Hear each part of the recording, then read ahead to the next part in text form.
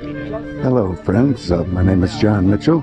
I am the founder and your guide through the YouTube channel Follow the Fishing. I've just arrived here at about high noon downtown Leland. I've come here to tour the venerable Wood Boats on the Wall Classic Boat Show.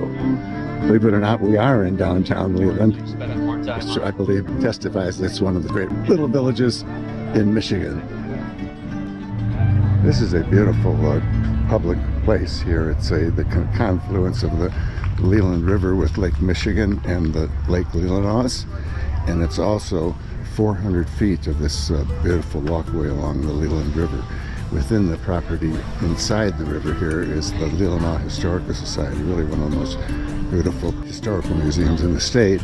And here is the renowned Leland Library, and together they're sharing this space today.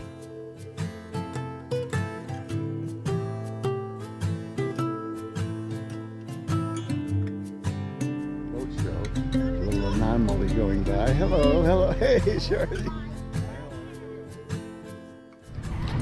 I accepted the position of the executive director of the Leland Historical Society in late summer of 2003.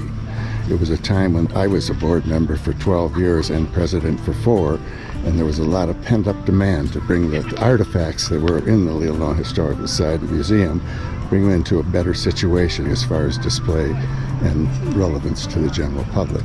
Well, within 3 months of when I took that job, I was sitting in my office, which overlooked the Leland River. I keep seeing these beautiful Chris Crafts and so forth, these old wood boats passing by on the water. It made sense to me. It just came to me one day. In fact, it was a month before they had the first boat show that wouldn't it be a good idea to get all these people together and host a boat show on the Leland River. A lot of people jumped right on, one of them being the Bischoffs here. This Bish too was an original. It would have been 2003 Wood Boats on the Wall debut show.